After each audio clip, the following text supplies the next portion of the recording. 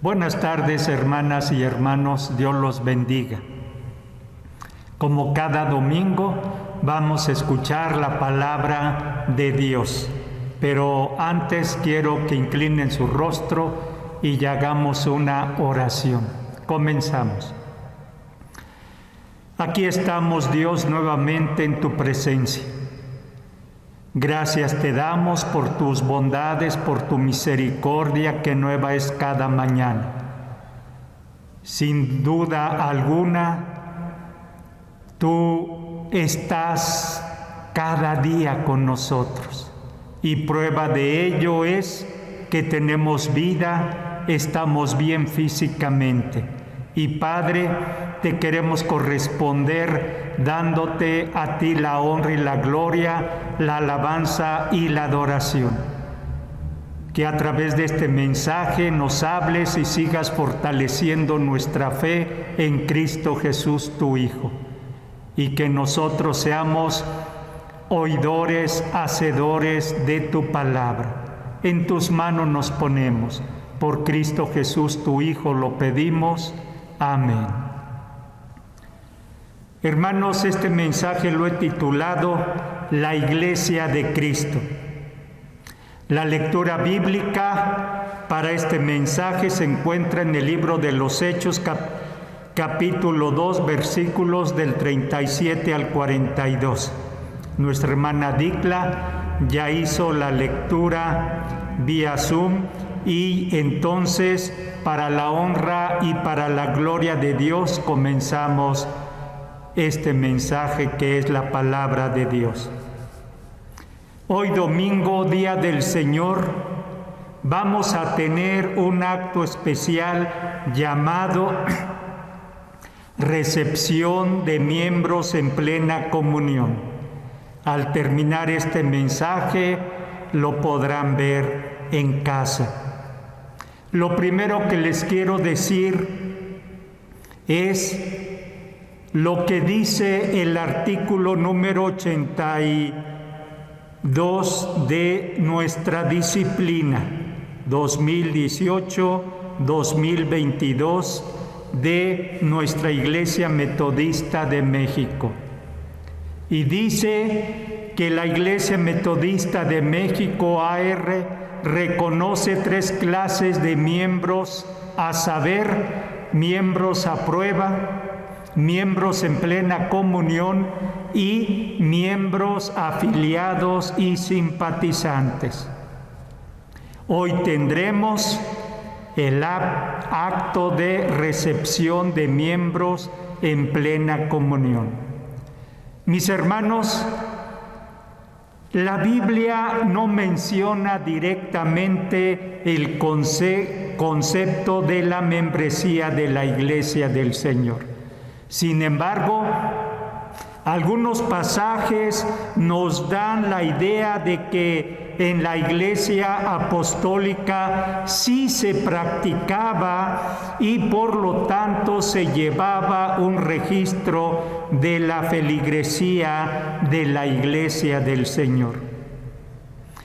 El libro de los Hechos, capítulo 2, versículo 41 nos dice: así que los que recibieron su palabra fueron bautizados y se añadieron aquel día como 3,000 personas. En este versículo vemos que alguien estaba llevando un control numérico de los que creían en Jesús y además se bautizaban. Pero también dice el versículo, se añadieron. Y la pregunta es, ¿a dónde se añadieron? La respuesta lógica es a la Iglesia de Cristo. También en Hechos capítulo 4, versículo 4, vemos lo mismo. Alguien llevaba el registro numérico de los que creían en Jesús. Escuchen lo que dice: pero muchos de los que habían oído la palabra creyeron, y el número de los varones era como 5,000. Entonces vemos que la iglesia de Cristo está compuesta por todas las personas que creen en Jesús por medio de la fe y se bautizan y se añaden a la iglesia de Jesús enseguida. Pero también sus nombres son inscritos en el libro de la vida del Cordero. Esto jamás lo debemos olvidar, mis hermanos. Es muy importante que lo tengamos siempre presente. Esto nos lo dice Apocalipsis 21:27. Escuchen. No entrará en ella ninguna cosa inmunda o que hace abominación y mentira, sino solamente los que están inscritos en el libro de la vida del Cordero. Los que creen en Jesús, los que se bautizan y los que se añaden, es decir, se inscriben en la membresía de la iglesia, también son inscritos en el libro de la vida del Cordero. Otro pasaje más, Hechos 2:47 dice: alabando a Dios y teniendo favor con todo el pueblo. Y el Señor añadía cada día a la iglesia los que habían de ser salvos. Entonces, mis hermanos, en este versículo encontramos nuevamente la palabra añadía. Es decir, los que creían en el Señor eran salvos y eran añadidos a la iglesia. Aunque no encontramos en la Biblia la palabra membresía o una orden para llevar un registro de membresía en la iglesia de Cristo, tampoco hay nada que lo prohíba o que nos diga que estamos equivocados al hacerlo. La membresía de la iglesia es una manera de identificar quiénes son parte de ella y quiénes no lo son. Hoy en día sabemos que hay templos que se han edificado, pero para servir y alabar a Satanás, el enemigo de Dios. Entonces es bien importante hacernos parte de la iglesia de Cristo, la iglesia del Señor. Para dejar más claro lo importante que es ser miembro de la iglesia del Señor, les pongo el siguiente ejemplo. Si queremos que nuestro hijo sea estudiante de cierta escuela, lo debemos inscribir. No lo será si solamente lo pensamos y decimos: yo quiero que mi hijo sea de esta parte de esta escuela o alumno de esta escuela. No es suficiente decirle: yo quiero que tú estudies en esta escuela. No, lo debes inscribir. Quizás tenga que hacer un examen y toda vez que es aceptado por los encargados de la dirección de la escuela, entonces será parte de esa escuela. Pero si no se inscribe, nunca será parte de esa escuela. Otro ejemplo, si alguien quiere ser empleado o directivo de cierta empresa, deberá hacer algunas entrevistas y exámenes y ser aceptado por los encargados de dicha empresa. Y entonces será parte de esa empresa. De lo contrario, no lo será jamás. Así pasa con la Iglesia del Señor. Las personas se deben hacer miembros de ella, más aún cuando hay muchas denominaciones o grupos religiosos. Cuando las personas se hacen miembros de la Iglesia del Señor, le ayudará al pastor a definir su responsabilidad, ya que la carta a los Hebreos capítulo 13 versículo 17 dice: obedeced a vuestros pastores y sujetaos a ellos, porque ellos velan por vuestras almas como quienes han de dar cuenta, para que lo hagan con alegría y no quejándose, porque esto no os es provechoso.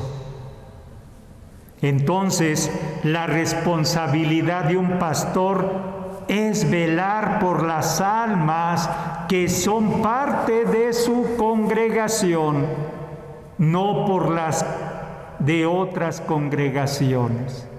Miren, por eso es importante hacerse miembro. Yo no soy responsable de las demás iglesias que hay alrededor de esta nuestra, el Mesías. Yo soy responsable únicamente de las almas que se congregan aquí y que se hacen miembros en plena comunión. Habrá simpatizantes, afiliados, habrá, mis hermanos, miembros a prueba. De ellos soy responsable. Y entonces cuando uno se hace miembro en plena comunión, a prueba o simpatizante, el pastor estará al pendiente de esas almas. La membresía también es importante porque sin ella no puede haber una rendición de cuentas o disciplina eclesiástica. En 1 Corintios capítulo 5 versículos del 1 al 13, no lo vamos a leer, léalo en su casa. El apóstol Pablo enseña a la iglesia cómo tratar con el pecado, porque en esa iglesia había pecado. Y en los versículos 12 y 13, las palabras fuera y dentro se usan refiriéndose exclusivamente a los miembros de la iglesia de Corinto. Porque el deber del pastor y de los miembros en plena comunión de la iglesia es poner orden dentro de ella. Y para saber quién es miembro en plena comunión, se necesita llevar un registro de los mismos. Toda vez que los hermanos se hacen miembros en plena comunión, deben continuar trabajando, deben continuar sirviendo a la obra del Señor, y así estarán cuidando su vida espiritual y su comunión con Dios, pero también así seguirán creciendo. Así seguirán acrecentando su fe en Cristo Jesús. Eso fue lo que hicieron los 3,000 que se bautizaron y se añadieron a la iglesia. Hechos 2:42 dice: y perseveraban en la doctrina de los apóstoles, en la comunión unos con otros, en el partimiento del pan y en las oraciones. Y eso es lo que deben hacer todos los que se reciben como miembros en plena comunión en una iglesia local. No porque ya se recibieron como miembros en plena comunión digan, pues ya soy miembro y pues no hagan más. Se confíen y no apoyen en el trabajo del Señor. Eso no sería correcto. Deben seguir trabajando. Deben seguir apoyando su iglesia. Y precisamente por lo que les acabo de decir, hay por lo menos tres razones importantes por las cuales un cristiano debería hacerse miembro de una iglesia local. Primero, la membresía significa identificación. Al hacerse miembro de una iglesia local, se está identificando con su denominación y con el grupo de cristianos de esa iglesia. Y se hará parte de ese equipo también. Segundo, la membresía significa compromiso. Las personas adquieren un compromiso con su iglesia local y por consiguiente adquieren responsabilidades que deben cumplir fielmente, pero también adquieren derechos, los cuales recibirán en adelante. Y tercero, la membresía significa servicio. Toda persona que se recibe como miembro en plena comunión deberá estar dispuesto a servir. Hay mucho trabajo en la iglesia del Señor. Y la realidad que vemos es que pocos hermanos y hermanas apoyan para realizarlo. Y normalmente siempre son los mismos. Los miembros en plena comunión deberán ser los primeros en decir: pastor, hermano, hermana, cuenta conmigo. Yo voy a venir a ayudar. Yo vengo y lo hago. Al hacerlo, estará imitando a su Señor, a Jesús, ya que Jesús dijo: no he venido para ser servido, sino para servir. Y tú lo sabes, así lo hizo. Yo espero que los hermanos y hermanas que hoy se reciben como miembros en plena comunión de este templo, el Mesías,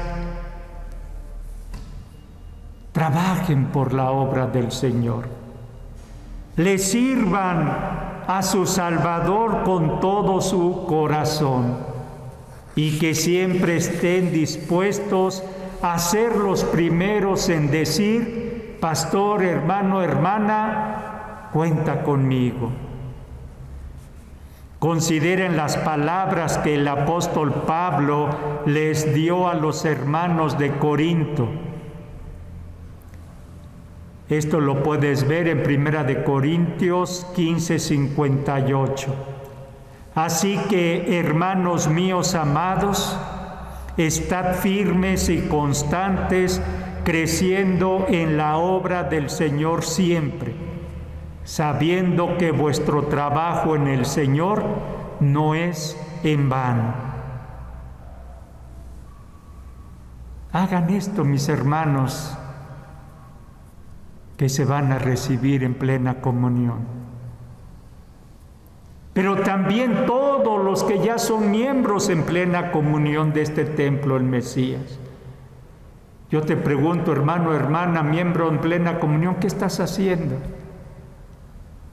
¿Estás trabajando para el Señor, para Dios en este lugar?